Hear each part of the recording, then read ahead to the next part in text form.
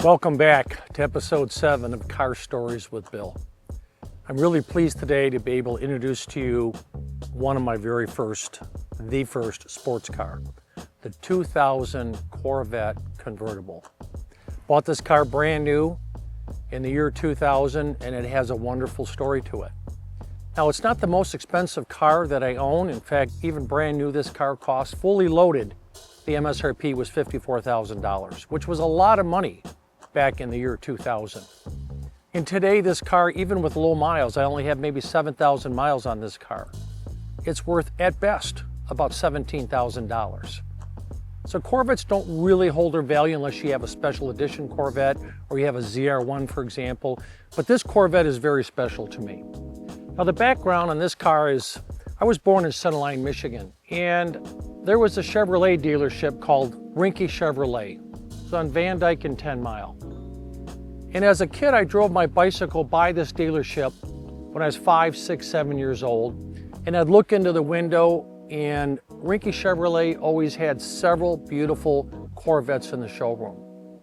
And I said to myself, you know, when I get older and I have enough money, I'm going to buy a Corvette. So I started working when I was 9 years old, as some of you know, making 25 cents an hour, working for my father, sweeping the floors in his wood model shop. And I was around 14 years old, and I told my father, you know, Dad, I just love cars. I'm crazy about cars, and I want to collect cars when I get older. Of course, he said, son, you better make a lot of money because cars are expensive and they typically depreciate. And most of them do. Some actually appreciate quite a bit, as you've heard from some of my car stories. But this is one that did depreciate, but it's still a great car to drive. When I turned 42 years old, I decided to go down and buy my first Corvette cash.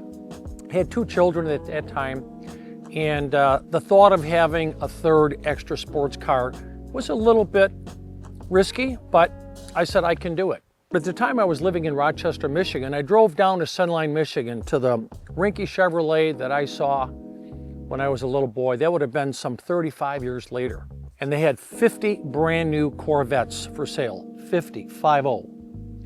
And they had 4 black ones. And I really wanted a black one. My dream Corvette was this Corvette, black convertible, black soft top, and a black leather interior. And I wanted polished aluminum wheels, which this car has as well. So when I looked at the 4 black Corvettes they had, 2 of them were automatics and 2 of them were manuals.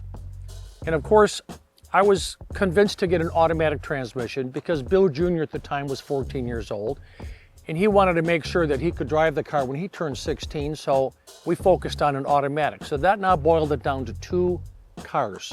So one had the polished aluminum wheels on it and one had the gold wheels on it. As it turned out, the polished aluminum wheels were on actually the manual transmission car, not on the automatic. So the first question I asked the salesman is, you know, I really like this black convertible. It's a nicely equipped car. Would you be willing to switch the wheels so I could have the polished aluminum wheels and take the gold wheels off and put them on the car that's got the manual transmission? Salesman said, absolutely not. We don't switch wheels on cars. If you want these polished aluminum wheels, which were an option on this car, I'll hook you up to our parts department and you can buy them after you buy the car and put them on the car. I thought, well, that seems a little silly. So the next question I asked him was, you know, how much off of MSRP are you discounting these cars? Now this car, as it was sitting, was about $50,000, a little over $50,000. He said, sir, we're not discounting anything off of these Corvettes. They're selling like hotcakes. In fact, right now the coupe is selling for $5,000 more than MSRP. And if you want a convertible, it's $7,000 more than MSRP. I thought, you gotta be kidding me, really? So at that point I was pretty fed up and I said to the salesman, all right, let's take it for a test drive. I've never ridden in a Corvette, I've never driven in a Corvette. And he said, young man, your test drive is going to be after you write the check for this car and you're driving this car home back to Rochester, Michigan. Well, that just put me over the top. That's when I said, nope, I'm not doing this deal. This guy is so far away from being customer friendly that I am not spending my money here at Rinky Chevrolet. In fact, that dealer still sits there today. I got in my car, I was driving home. I called a friend of mine at General Motors who I had befriended. His name was Jim Taylor, great executive. And I said, Jim, I just said, I just had the most crazy experience at one of your Chevrolet dealers where I tried to buy a brand new Corvette cash and they wanted $7,000 over MSRP. And I wouldn't even get the wheels that I wanted on the car. And he said, if you want, we will build one exactly to your specifications, but you'll take delivery on it through another dealer in the greater Detroit area. Are you okay with it? And we'll build it for you for MSRP. Are you okay paying full price for the car? Well, at that point I said absolutely, because that was $7,000 less than I was just about to pay, and I could get exactly all the options I wanted, including these polished aluminum wheels. $895 option back in the year 2000, 25 years ago. So the car was built in about a week. I went down to a Chevrolet dealer on the west side of Detroit, picked it up with Bill Jr., and I'll never forget sitting in that car, driving that car home, and those front fenders coming up, because you sit pretty low in a Corvette. The car was very powerful back then, one of the fastest cars I ever drove, even though the maximum speed of this car is only 175 miles an hour, and this car is only 345 horsepower. Think about that. The new Corvette, which I actually am ordering right now, a 2026 ZR1, over 1,000 horsepower. Think about that, 1,000 horsepower. This car was so fun to drive with 345 horsepower back in the year 2000. I thought I had died and gone to heaven, quite frankly. So let's have a closer look at this car. Let's do a nice walk around. I'll show you some of the unique features that really turned me on about this Corvette back in the year 2000. So before we do the walk around, I want to show you how easy this convertible top goes down. It's actually manual. So you start by unlatching a couple levers up at the top of the windshield, and then you have to fold this down, lift up the back, and get the top in this position. Now, what most people don't realize is there's a little button underneath the tonneau cover that you got to push. It's a yellow button.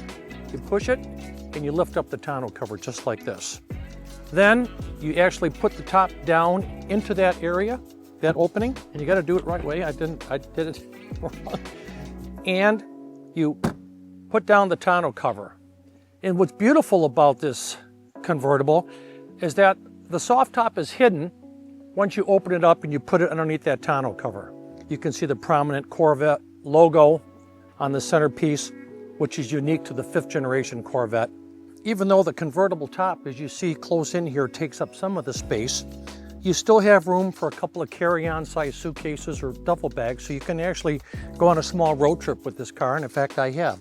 And it's actually pretty handy, and it power opens with your key fob. I'd like to start with the fact that this car is in mint condition. There's not a scratch on it. I've never had a scratch on it, and I hope not to ever have a scratch on it. I like to keep all my cars in this condition. But you think about a car 25 years old that just next year now will qualify for historic plates for the first time. The car is in outstanding condition. Now, every generation of Corvette has a unique flag, Corvette flag or logo. That happens to be the 5th generation logo that this car proudly wears. Another unique feature of this car, invisible headlights. Not too many cars have invisible headlights, and I'll show you in a minute how these headlights go up and down. It's really kind of cool. But that was something that also attracted me to the car, to have a car where the headlights were not integral to the front design of the car. If you look here, you actually have what's called the body side molding. That is an option. Didn't cost much. I want to say it only cost about $45, but that's actually glued onto the fiberglass body panel. So one thing we didn't talk about is this car is 100% fiberglass, right? You also have the Corvette name that is embossed into the rear fascia of the car. This car, of course, carries a vanity plate that I'm very proud of. It says it was one of my first cars. This is my initials, WLK, and Vet for short. And so I'm proud to have that license plate on this very first sports car of mine. At age 42, I got to a point in life where I'd saved up enough money to buy this car cash. I told Bill Jr. and Lauren, our daughter's mother at the time, that I was going to go down the next day and buy this car. And she said, absolutely not. You're not spending that much money, $50,000 on a sports car. We have 2 kids. We've got a family, we've got a house, we got to put these kids through school. Of course, I was comfortable that I could part with that kind of cash at that time. And we got into a little bit of an argument about it at dinner time. Well, later that evening when I walked Bill Jr. to his bedroom, he said, "Dad," he said, "you're going to get that Corvette, aren't you?" He says, "You're not going to listen to Mom, are you?" And I says, "No," I says, "I'm not going to listen to her." I says, "I'm going to get it." I says, "But just, you have to be confident. It's not going to be as easy as I thought." Of course, he heard me talking about the manual transmission versus the automatic, and he was quick to say, "Well, you're going to get an automatic transmission, aren't you, Dad? Because if you don't, I'll never be able to drive this car when I turn 16. So I assured him I was going to get the automatic transmission in the Corvette, even though a lot of them were built, probably half of them were built back then with manual transmission. So a lot of interesting history to this car, and that's just one of many. For example, around the days leading up to the actual purchase of the car. Now, as we move to the inside of the car, you can see this car has pretty long doors, all black leather interior, leather seats, power seats, which makes this car very easy to get in and out of. I have a telescoping and tilt steering wheel, which was an option on this car. I talked about the heads-up display, which is actually what you see when you're driving the car. It's very nicely lit blue, and it was really ahead of its time. In the year 2000, there were very few to no cars that had heads-up display. Today it's more common. I got the upgraded AM/FM stereo radio, custom floor mats embroidered with the 5th generation Corvette logo.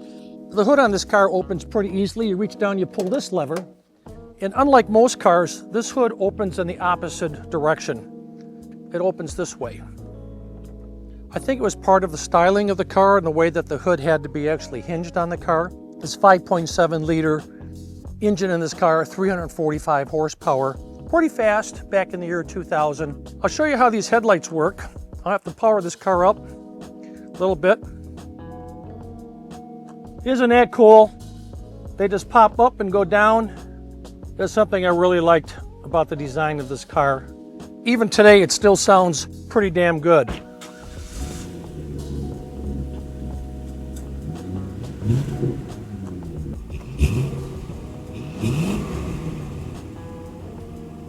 Yeah, it's a beautiful car. I love driving it even today, and I have a lot of great memories with this car. Thank you today for sharing with me episode 7, the 2000 Corvette 5th generation, my very first sports car, which I love very much.